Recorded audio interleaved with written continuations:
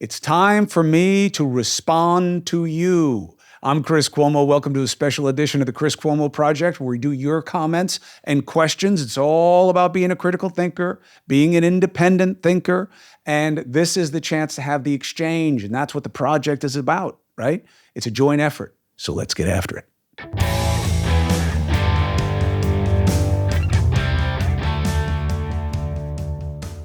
Okay, we're going to start off with comments from our YouTube channel here. Jacob D writes, what do you think about Tucker Carlson and Trump supporters like me that watch and enjoy your show? Be honest. You're welcome. Come again. Again, the antagonism flows from your boys to me, not the other way. And have I been critical of things that Trump and Carlson have said? Yeah, with reason. Do I think the same can be said for them? No, not to the same degree. I think most of the things that Tucker Carlson said about me were childish and gratuitous and done just to make people like you feel better about not liking me because of what he wants you to think that I represent. Now, that said, did I take joy in him being perceived to suffer? And I put it in quotes because I don't know that he did. I don't like that he lost his job. I think you should be making those decisions. I think that if what somebody is saying is repugnant, then it should be seen in its lack of popularity, and he's plenty popular. So I really believe you let the people decide. I am not about deplatforming or censorship, which is what I think deplatforming is. I think that you let the people decide. You let the people decide. And I don't wish him any ill. I don't want him to say things that damage our dialogue or put other people at risk, make people angry for bad reason. I don't like that, but that doesn't mean that I wish him anything bad. I don't believe in that. I think that if you have a better idea, argue the idea, beat the idea. Don't destroy the person because you don't like their idea. This is from your video about Don Lemon and Tucker Carlson being fired from cable news. Mary Jean Niels writes, Chris, do you read the comments? Do you care what we think? Or is this about you preaching?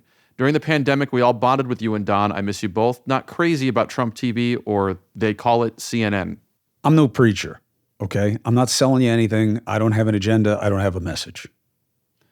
I appreciate the opportunity that a growing number of you give me to do what I think matters in the interest of building up your own intellectual arsenal and helping you be critical thinkers and to process the world around us and the dynamics. Trump TV. CNN did what was in the interest of the country, which I believe required from the media a muscularity in combating unprecedented hostility and mendacity from somebody who sought power and then had power. Donald Trump abused the truth, abused decency in a way that I have never seen in America before. Now, your response as a Trumpophile is, oh yeah, but what about... I don't want to hear it. First, accept the premise. Then we'll talk about accommodation. But the answer has to be, but what about Joe Biden? What about Joe Biden? Which, by the way, a guy who was never held up as some pillar of integrity or of the paragon of public service. He is a relative assessment. He was a referendum on Trump. The reason you got Biden is because that's how bad Trump was in the eyes of this country, okay? So the idea that, they should have been doing the same thing to Democrats. Democrats were not in the position of power nor abusing the norms the way Trump was when he was being checked for the same. Now, you could say, you should have felt like that about the dossier. I don't see this as apples to apples, okay? And also, I'm not the guy, okay? Go back and look at my reporting about what I thought of the impeachment process and what I thought it was going to lead to and what I thought the considerations were for the American people, okay? You got the wrong guy, all right? But this idea that, oh boy, you just had it out for Trump. You just hated Trump. One, I don't hate anybody. And I'm not giving you a PC answer. That is a lot of power to give someone, to let them have that kind of control over how you feel, that you literally are putting energy towards hoping something bad happens to somebody else. I do as much as I can to not do that, all right? And do I take offense to the former president putting my family in the crosshairs? Oh, yeah. I've said that to him. Did I go after him gratuitously? Absolutely not. If anything, the deficiency was on the side of how many things I let go by. Like flooded the zone, that guy. There was like too many balls coming at you. So would I do it the same way again? I wouldn't do anything the same way twice. I think you can always do things better. I think I did the right thing covering my illness. I don't think it was the right thing by me or my family. I don't think it helped my recovery. I don't think it helped my family. I think it exposed them to too much. I'm not talking about the virus, but the attention. But it was the right thing for you, and it was the right thing for the coverage at the time. So I'm okay with that, and I've never done anything in my 25 plus years for all the loose side I've won and the trophies and the ratings and the rewards, financially or status-wise. I've never received feedback the way I did for the reporting I did during the pandemic, and frankly, the conversations with my brother. That's just the truth. I've never had regular people thank me for anything else collectively as much as for those. So look, I'm not a preacher, and I'm not someone who's out to get the former president. And if you watch my show at News Nation, I think you'll see that, and that hasn't changed from when I was at CNN. This is from your interview with Derek Huff. Would you ever do Dancing with the Stars if they asked you? Nope. Next. Why not? I feel like you were talking about how athletic it is. You do the Alvin Ailey workout. Like, I feel like it's very hard. Yeah. So why? Much respect. Why would you not do that? Because I exist in a system where people would only use it against me. And I almost certainly would win. No, I would almost certainly lose. And I'm good for now with people gratuitously finding reasons to attack my family. What about some other like game show or something? Maybe on Celebrity Jeopardy or? I don't see real upside. Okay. This is from your most recent walk-in talk. Just Having Fun writes, I followed you for a long time. It's so very clear that you are struggling. Everyone struggles in their own way. I don't mean to minimize your struggles, but I've watched people I care about struggle to pay the next electric bill. Those people can't possibly relate to your broken window, quote, struggle. You are still fortunate. You are right and wrong at the same time. And I think this is important. You need to check yourself here. And here's why. Don't you judge anybody else's pain. All pain is personal. The idea that other people have it worse is unsatisfying and unhelpful and inaccurate, okay? Because one person's capacity and their perspective is totally different than another's. For one person, having COVID could be like the worst thing that ever happened to them in their lives, and it shapes everything they do from thereafter. And someone else could fight breast cancer and barely tell anybody and soldier through, and people don't even know. It's all personal. So you wanting me to say, hey, I got a lot better than other people. Okay. But what does that mean? Well, to you, it means that I shouldn't want to have to struggle or feel a sense of suffering. Okay, that's you, not me. Oh yeah, but you should think the way I do and feel the way I do. No, thank you. No, that's you. You keep it for you and how you process what happens in your life. You don't get to judge other people's struggles. Now, we allow too much of it in this society. I say, shut your mouth. And if you have people in your life who struggle to pay the power bill and you can help, do that. Do that. Okay? Care about them and help them. Do that. Pointing it out to me that like, hey, you could be worse like these other people. How does that help me with what I have? Oh yeah, I guess it could be worse.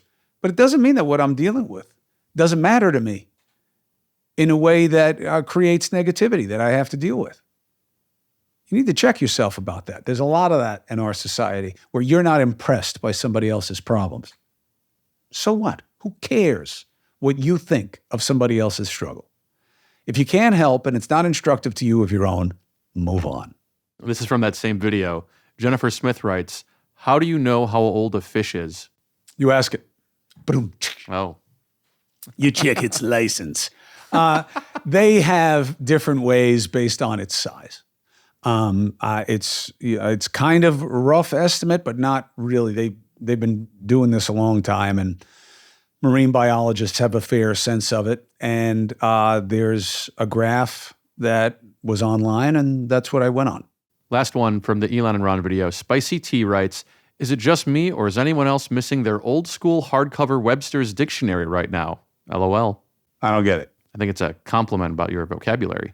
Oh, I haven't heard this in a while, but I've recently been told I use too many big words. I think it's impressive. I would say that's probably right, but half the time they're words I've never heard or haven't used in my normal, day-to-day life. So then I should probably change it. I actually have been intentionally changing my diction. And now I do believe that it changes the economy of words. Or did I just violate the rule? It makes you use more words. I don't think economy was the big one people were tripping up over. I don't know. Who knows what it is? I mean, really, it depends. I mean, there's so many people who take in what I do who are far beyond my level of sophistication and intelligence that, it's not a problem for any of them. I have a tendency to not undersell people. You know what I mean? To sell you short is thinking you're not going to know what regular words are or look up ones that you don't the way I do. I don't believe in talking down to the audience or assuming you don't know things or that you're stupid. I don't think that what I do is for the mouth breathers among us or simpletons who are just looking for someone to tell them what to think. So I don't think I'm giving you too much credit, but to the extent that I'm defeating the purpose of being clear in my communication, because I'm having you have to think about what I meant because you don't know what I said, I respond to that. So I've actually been wording things differently. Do you have a favorite word? No, do you? Pepsi. Really? Yeah, it's a funny word. Pepsi. Say it. No. Fuck you. Hey, if you're in need, you gotta try Indeed. Attract, interview, hire all in one place. This ain't random. 3 million businesses worldwide use it. And you can get a $75 sponsored job credit right now.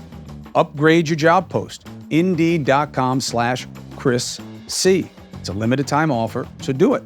Claim your $75 credit at Indeed.com/Chris C. And, because you're going to say you heard about it on the podcast, and that's the Chris C part after the Indeed.com/ and why? Because you get to attract, hire, interview all in one place.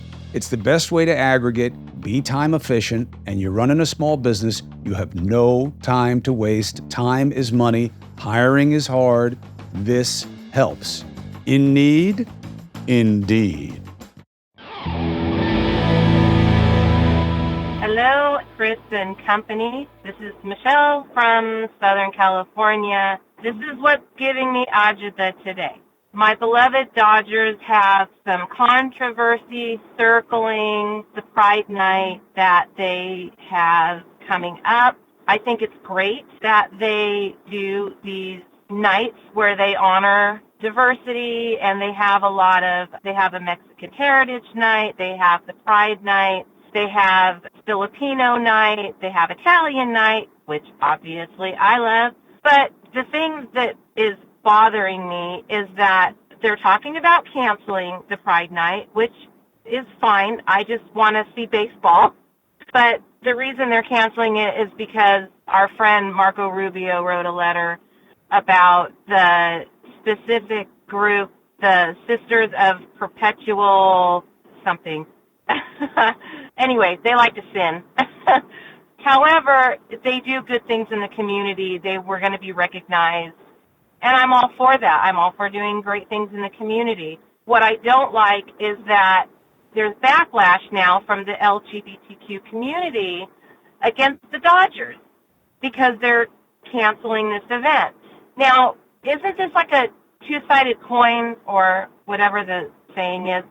If the Catholics are offended by them, and I'm not a Catholic, I am a Christian, evangelical Christian, but I do understand how it could be extremely offensive to the people that are within the Catholic Church about these nuns that are in drag, pretty much. But what now I don't like is that because there's a group, the Catholics, that didn't like something, now all of a sudden that's not okay. So other groups can become offended, but Catholics or Christians can't. I guess I'm just trying to understand the two sides of this. And the thing that's really bothering me is that there is a group of people that are wanting to like boycott my Dodgers.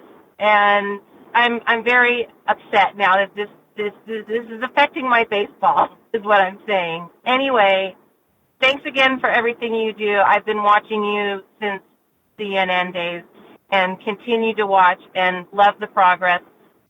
First, thank you very much for being so thoughtful about something that really could just be visceral, right? It could be just how your gut tells you to feel about it, but not you're thinking it through, and that's great.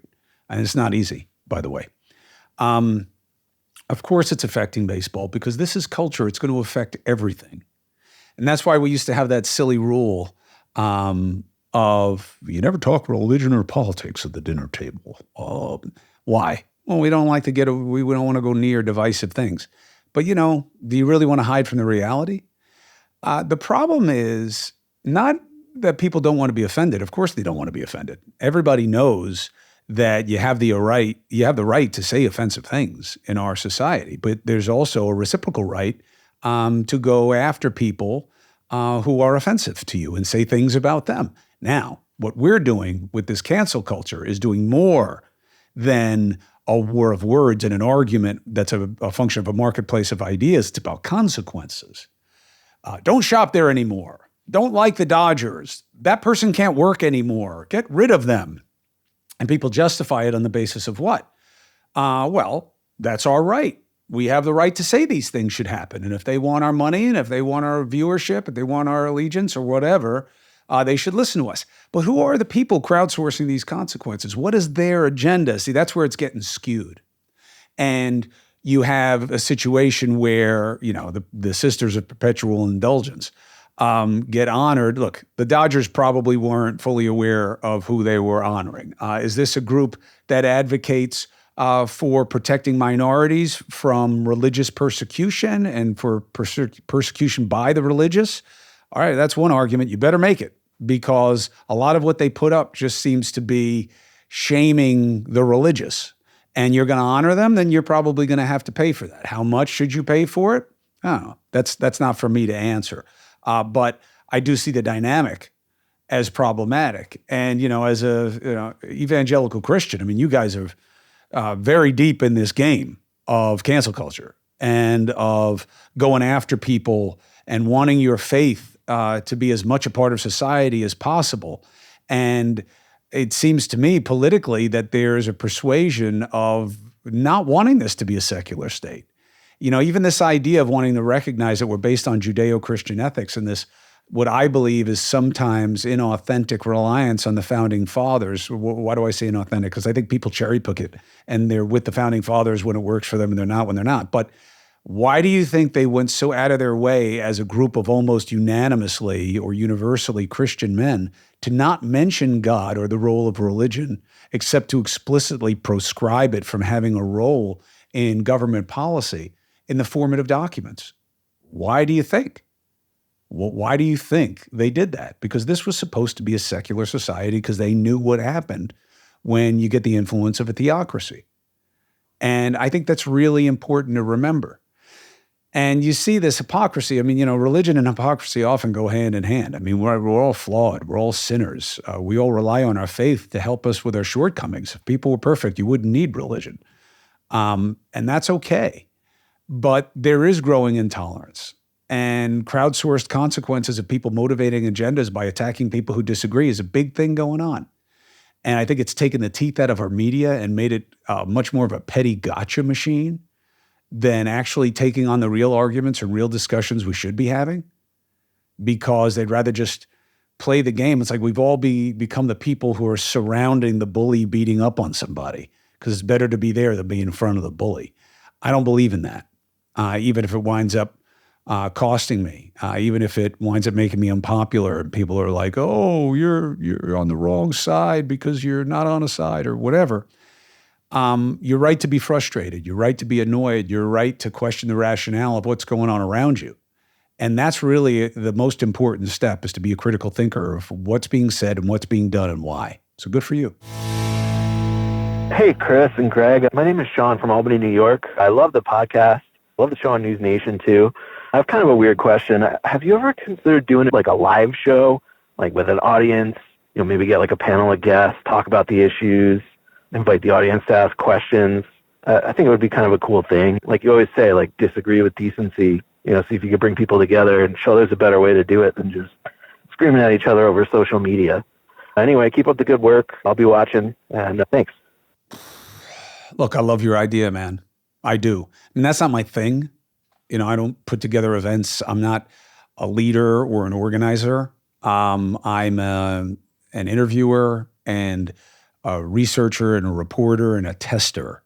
That's really, I think, my place. And I'm not really looking for more, certainly not more control. And I don't want to lead any movement or effort or anything like that. I want you guys to do that for yourselves, and I want to arm you with the ammunition of information and insight to be pushing the right questions and pushing the right people and thinking for yourself about what you want and what you can do about it. So I love the idea. I think we should have a constitutional convention. I think we should be rethinking all these big questions. I really do. What are you laughing at? I'm laughing because I love the idea too. He says a live event. I picture, you run out the Beacon Theater, you have a bunch of guests, like an NPR type thing, some people in there. I wasn't picturing the live event being the first constitutional convention in several hundred years. That seems like a very different thing that is not on Ticketmaster, Look, that's what we need. I mean, all these questions that go to what we want to be as a people and what we want to prioritize and deprioritize. I mean, a lot of these are constitutional questions, and we keep, we're having this tension in society between the reckoning at the beginning versus the reality of now, the reckoning of the beginning versus the reality of now. And did the founding fathers believe that everything would stay the same? Of course not, to the extent that they could foresee it at all. And that's not to mess with their genius or the respect for them. It's just about the reality of how things change and how needs and wants change along with them. This is also a fundamental problem in religion, is that, people's wants of what they crave for their own nourishment change or have changed. And some in religion say, well, it's too bad. We have to stay the way we've always been because that's what gets us closer to God. Is it? Is that consistent with Jesus' message, if that's your figure? I don't know. And I really suspect that the answer is no. So, I think you should have live events. I think you should do that. I don't like Greg bringing up NPR. I believe that the NPR is too often a mouthpiece for the left. And I think that there is a profound condescension there, right down to their voice cadence. I'm not talking about like their regular broad. I mean, like, wait, don't tell me. Like they have, they got the people on stage. They kind of have like an entertaining show, but informative. Like NPR and entertaining is not something. Wait, don't tell me. That's a great program. What are you talking about? When I lived in Chicago, that'd be like a great drive podcast. I find it. You said drive. I hear dry. But look, non de gustibus disputandus est. That is a Latin expression that means there's no disputing taste. If you like it, that's great. It's very important for us to have NPR. I believe in that. And I'm glad that it's there. It doesn't mean that I have to like it. I just have to respect its existence and that there's a need for it. And we should respect that. We need a marketplace of ideas. I don't know what the fuck you're talking about, okay? Lose my number. Look how happy he is with himself. Well, this is a person called Shelly. You must have been calling Shelly. Lose their number. You must have been calling them. If they're saying lose the number, that means you've been calling them from this phone number. One, I don't know this person. Two, we have a lot of illness in our society. We really do. And I just hope there's somebody in that person's life who can get him some help. I think you need the help. They said you called them. Yeah, I know. And would you like me to tell you some of the things that have been said about you that I've heard? What, bad hair, ugly, annoying? You have good hair. You're not ugly. Oh. Too many solid colored shirts. No. I think that your looks and how you appear is probably the least of your trouble. Oh, great. A little different when it's about him, right? It's a little mousy, Mr. 6'3". Mousy. So look, I'll lose your number. Now you may want to think to yourself, does he even have my number? I don't know that you gave it to us. Well, it's on there. We put it on the bottom of the screen. So our number is certainly there, but I could find Shelly's number if you want. It's in the app. No, I need to lose it. I'll delete it right away. So if you do find it, you should lose it. Okay. Shelly, we're deleting your number.